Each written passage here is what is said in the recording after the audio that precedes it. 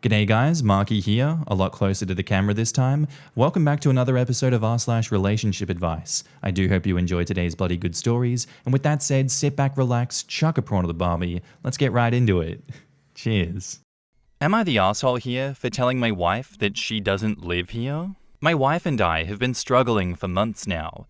Her mum died, and her dad needs full-time care that family can't afford. They're trying to get him qualified for assistance, but in the meantime, she moved home to take care of her dad. I couldn't afford the rent on the apartment and full-time childcare without both of our incomes, and she had to quit her job, so I moved in with my sister. My sister is single and has 3 dogs. Her house, well, it smells like dog.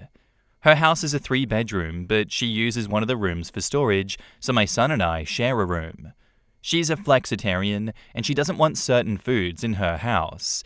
It's not an ideal living situation, but my son loves the dogs, and she helps me with childcare in addition to giving me free lodging, so I'm not complaining. My wife's sister took a trip to their dad's to watch him for a week so that my wife could come home and see us, which actually means coming to my sister's because we don't have a home. She's been here for 3 days, and she's not stopped complaining about the smell of the dogs or the fact that my sister won't clean out the storage room for our son. Earlier this evening, she complained about not being able to buy beef, and I asked her to please stop. She asked if I was asking her to stop talking. I said no, that I was asking her to stop complaining. She said that the conditions are unlivable. I said, "But you don't live here, so why do you care?" She's crying in the room while I'm stuck in the living room with our son. She said I accused her of abandoning the family, which isn't what I said. But that isn't even the point. I understand that she can't abandon her dad to waste away and die, but this situation is because of her family, and my family is helping. And I feel like she's so damn ungrateful. I know that's an uncharitable way to feel about one's wife, but she hasn't thanked my sister at all, and it's starting to piss me off. In the comments, Puzzle-Headed Ad says, "Has your wife applied to be a family caregiver? Several states will pay some wages. It may not make up for your wife's lost income, but it could help." OP says, "I think she did, but she hasn't been approved yet." Your wife is angry at the situation and at herself because she does feel on some level that she is abandoning you and made your lives harder. And I think on some level, you aren't being honest with yourself about resenting the situation or her absence. No assholes here. Just people that need to communicate before they bury things so deeply they become a time bomb. Few context questions. Was it discussed, and were you supportive of her quitting her job to help her dad at the time? Was it not possible for you and your son to move with her to her dad's, or to have her dad stay with you guys when you had a place? Is the rest of her family not helping? OP says, "It wasn't so much discussed as it just happened. When we found out that her mum died, we were on the next plane out. After her funeral was done, we realized there was no one to care for her dad but her. If we left, we would have been leaving an incapable person alone. I had to get back home for work as bereavement ran out. My wife stayed, and her job wouldn't work with her, so she quit. The situation just sort of happened to us without our consent. I cannot move out there because then we would have no money at all.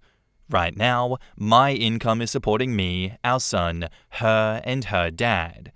Her sister is supposed to be helping, but 'supposed' is the key in that sentence. Moving her dad out here was never discussed, but I don't think that would have worked logistically with his health, and it's far too late now regardless. Who was paying for your in-laws' housing, food, and the father-in-law's full-time care before your mother-in-law's passing? OP says she was providing his full-time care.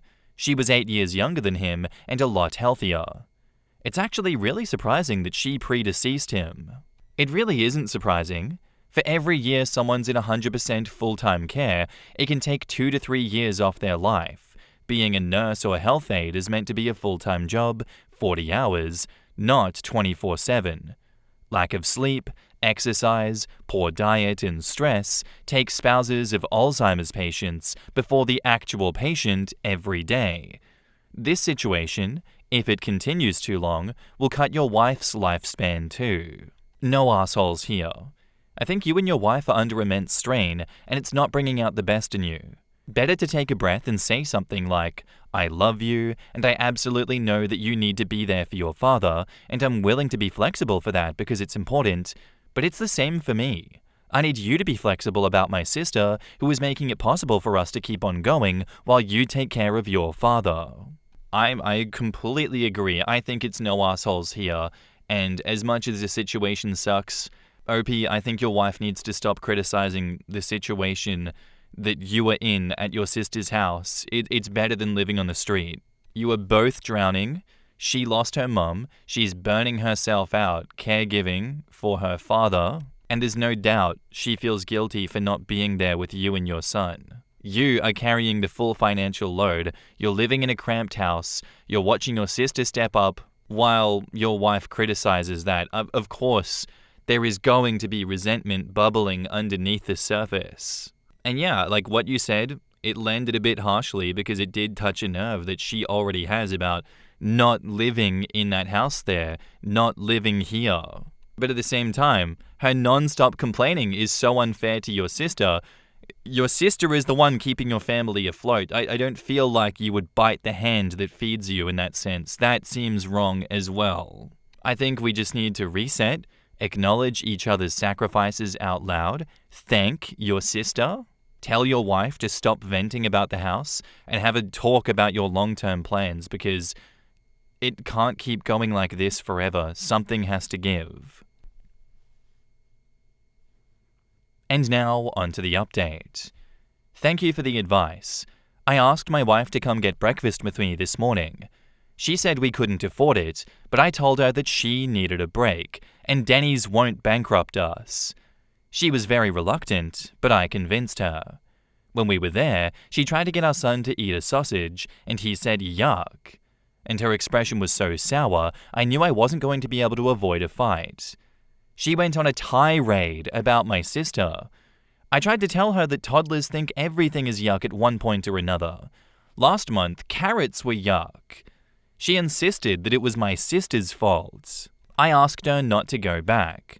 I wanted to wait until she was in a better mood to ask, but that ship had sailed. I asked her to stay and try to get her old job back and for us to get a new apartment. I said she's been caretaking for her dad for months and it's her sister's turn, and then her brother should take a turn. She said they won't. I said if she doesn't go back, they will have to.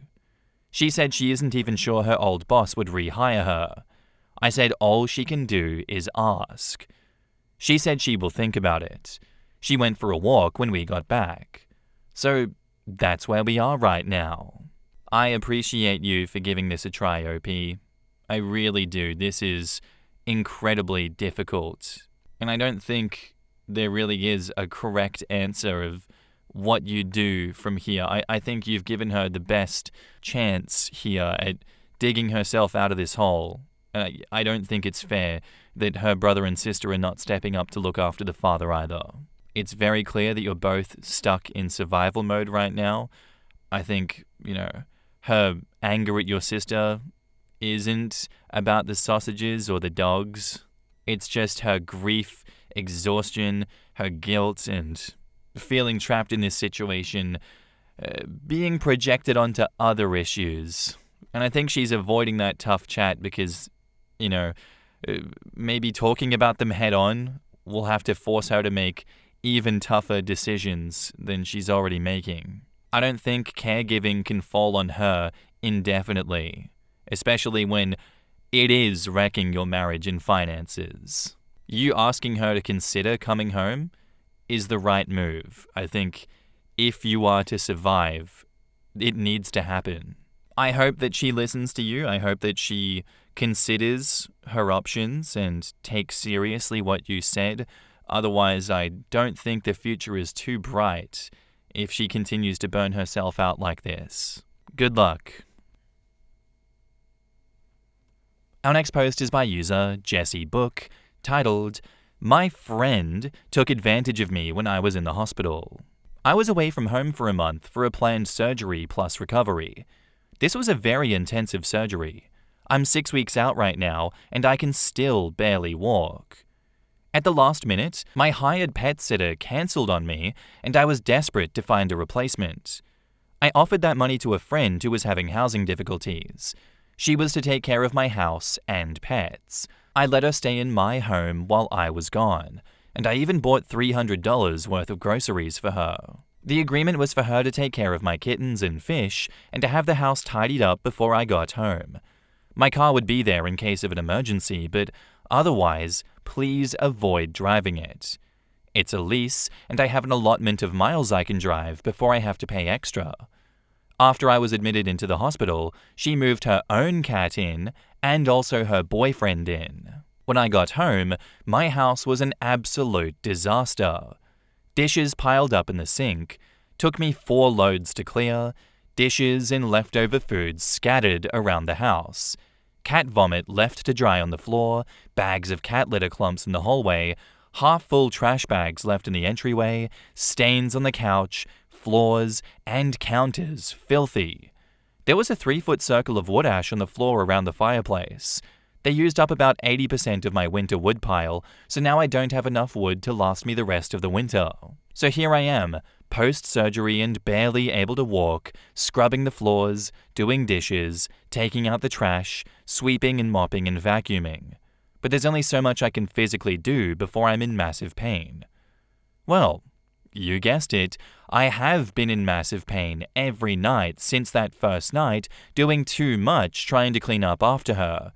It hasn't even been a week. She tried to negotiate with me to stay at my house for several more weeks or longer to help with the kids and to take care of you. No, not a chance. But I'm so weak right now that I had to play it as tactfully as I could.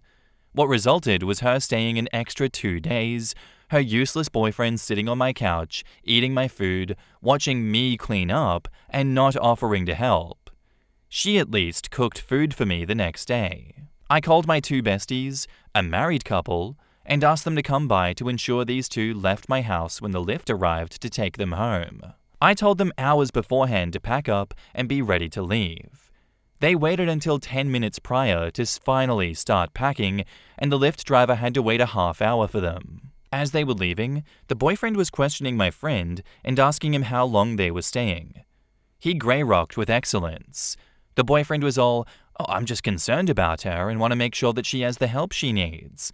And I'll be back to help out as much as I can." That asshole did absolutely nothing to help and made everything harder on me. As soon as they were gone, my real friends sent me to bed and helped clean up my kitchen and living room. My kids also helped out. Even with that, I would still end up having to spend time over the next several days cleaning up after them. I still haven't tried to remove the couch stains, but at least my son vacuumed all the crumbs and such out of the cushions and cleaned up the fireplace. And then I discovered my car. I had given her permission for 2 non-emergency trips into the city about 30 miles away. She also admitted to using my car a little bit while I was gone. I was too weak to make a fuss of it. Well, it turns out they drove my car over 1,100 miles. These parasites took absolute advantage of me while I was at my weakest. So today, I sent a text requesting they pay me 30 cents per mile of unauthorized use, which adds up to $255. I'll either get some money back for my troubles, or I'll scare them away so badly that I'll never have to see or deal with them again. Either way, it's a win. In the comments, Butterfly Destiny asks, "Have you changed your locks?" Yes, change the locks and make sure all windows are locked that they didn't leave themselves a little access point. If she would have in text the agreement of her getting paid to do the set list of tasks, that could constitute as a contract and the times that she asked to drive the car. Hopefully she took pictures of the mess when she got home. This is a clear-cut civil case that she could get her money back, the overuse of mileage cost on the car, and the damages of cleaning up. Nice little chunk of change, and your friend would get her just desserts. You do know that she's not your friend and never was. A real friend wouldn't have done that, and you would have come home to a clean house. You weren't on vacation. You were in the hospital for surgery. What an ungrateful person.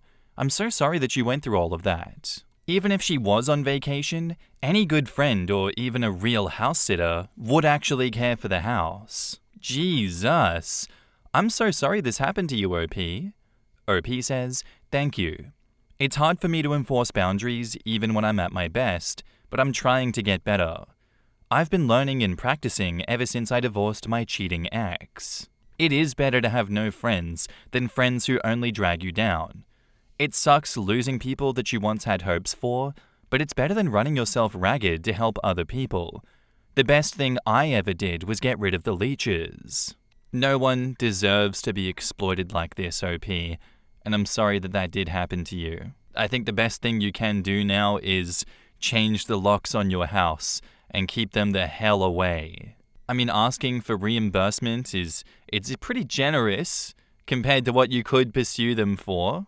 And after all is said and done, it sounds like she got off easy. I hope that in this update you just cut contact, you don't second guess your decisions, and you protect yourself. They straight up took advantage of you at your weakest, and they fully intended to do even more after you tried your best to get rid of them in a very polite and respectful way, in which they do not deserve that respect at all. And now, on to the update. So I didn't expect an update to happen so quickly. Honestly, I didn't expect to update at all. You may call me naive, and you're probably right. I just always try to see the best in people and hope they choose to be good. It's time to use some names. Her name is Raven. I don't know if it's her real name, but that's what she introduced herself to me as, and that's how I know her. Her boyfriend is Angelo, the cat's name is Alvin, he's a sweetheart. A bit of background on me. I grew up in an abusive household. One of those never-rock-the-boat homes where image was more important than anything else. If someone harmed me, hurt me, insulted me, anything, and I got upset, I was forced to apologize to them. My dad is also an explosive man. He was fine most of the time, except for the times when he wasn't. When I was 18, he strangled me. I fled to the army. I got away for 4 years, sent to war and got PTSD. My dad has only assaulted me a few times since, over the years. The most recent was last June. The time before was last February, and he left bruises on me. I ended up marrying an emotionally unavailable person who later became a serial cheater and blamed me for the affairs. For years, I would accept the blame. I tried to change myself and make myself better so that they wouldn't cheat anymore. I finally filed for divorce at the end of 2024. When I called my mum for support, she took the side of my ex, downplayed the affairs, and told me to cancel the divorce and beg my ex back for the sake of the kids. It took me a long time to be able to admit to myself that none of this was my fault, and most of that was just this past year while I've been in therapy. Despite everything that happened, I always blamed myself, not them. I tried over and over to explain to them how they harmed me, but it never worked. It's not my fault that I've been abused, but it is my responsibility to take ownership of my healing. Fault is past-focused. Responsibility is future-focused. We learn from the past, but we focus on the future. I am now estranged from my parents as of 3 months ago. My mum does not respect that and keeps trying to find ways to contact me, including showing up at my house unannounced. My dad has been shit-talking about me to anyone he can. He battered my ex, threatened to sue us both for grandparents' rights. As soon as my divorce is signed by the judge and finalized, I'll be talking to a lawyer to get a restraining order against my parents. All that is to explain what happened between me and Raven and why it was so hard for me to kick her out.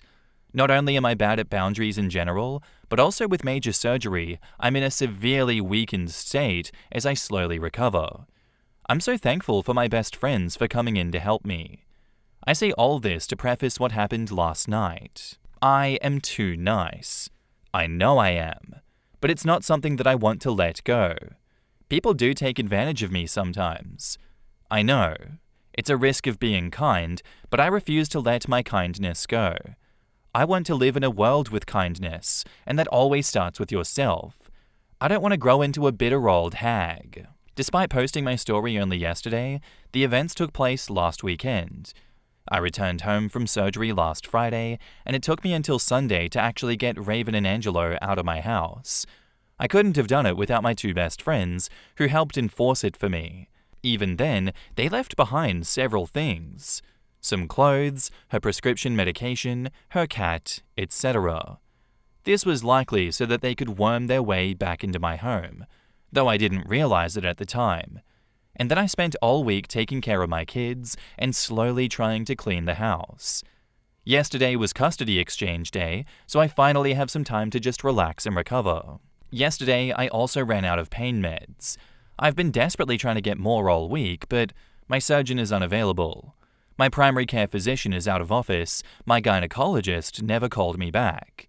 Finally, I just went to the ER for pain management. The doctor and staff there were wonderful, but it still took a total of 7 hours. I didn't get home until after 9 p.m. At 11:45 p.m., I got a phone call from a local number I didn't recognize. I answered it. It was Raven. She was in tears. She said the house that she was staying at ended up being a meth house, and they were trying to kill each other, and she was scared, and I was the only person she knew, and she needed me to come get her. I told her I can't. I can't get her. I can't drive that much. I just got out of the ER. I'm on pain meds that make it so I can't drive. I'm not going to put myself around druggies, especially in my current state, and I can't bring her back to my home. I need my home to be for me.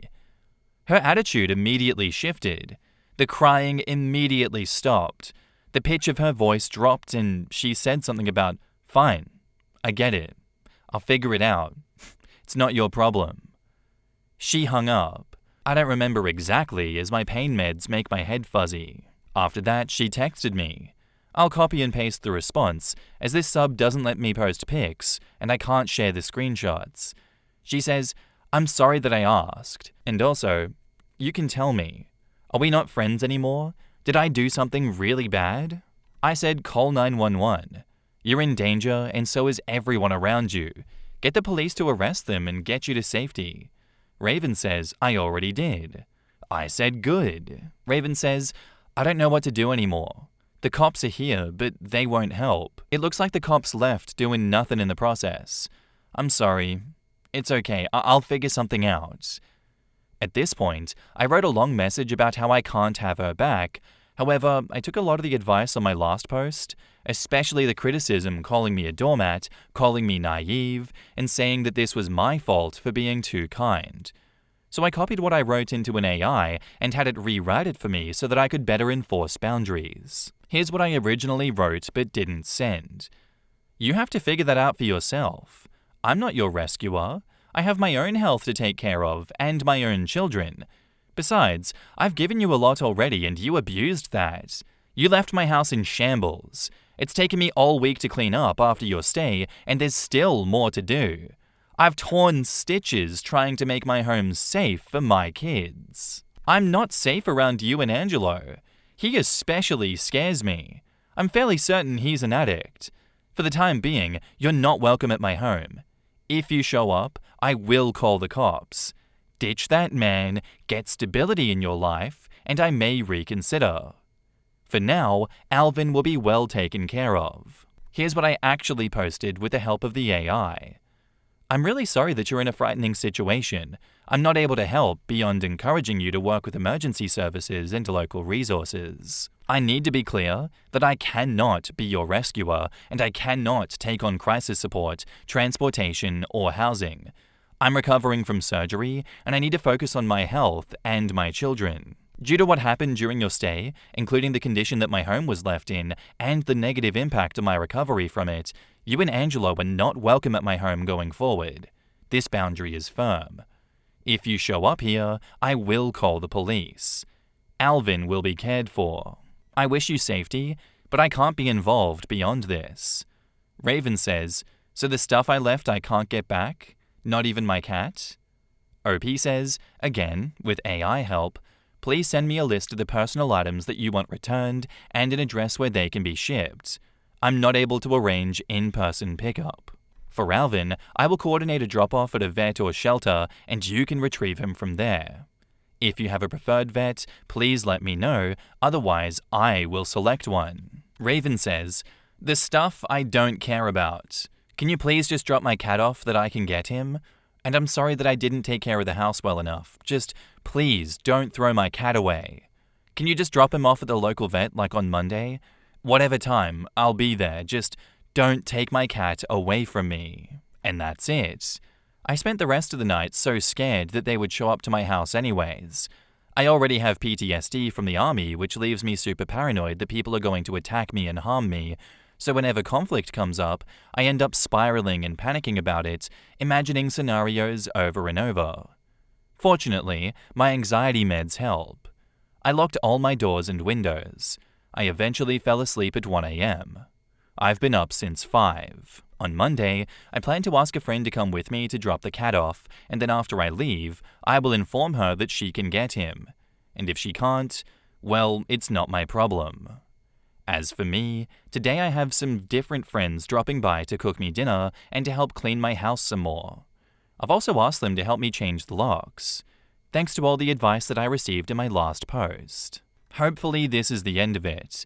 I really just want to be able to recover in peace. Edit, to answer some of the same questions that keep coming up. 1. Yes, I have cameras.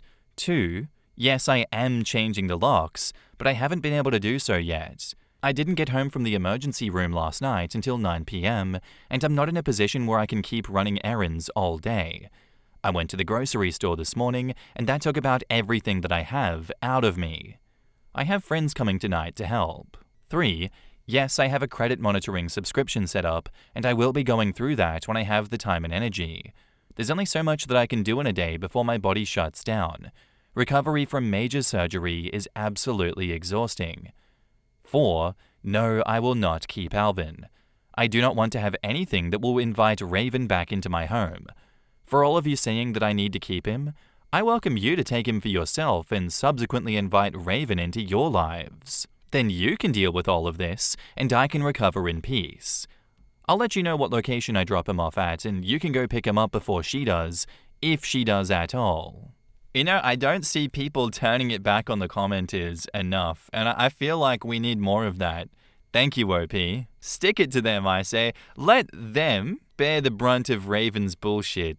It's so easy to throw stones when you don't have to deal with the situation yourself, and it's so easy for them to call you every name under the sun. Much like family members that don't want to rock the boat and instead want you to capitulate to the problem.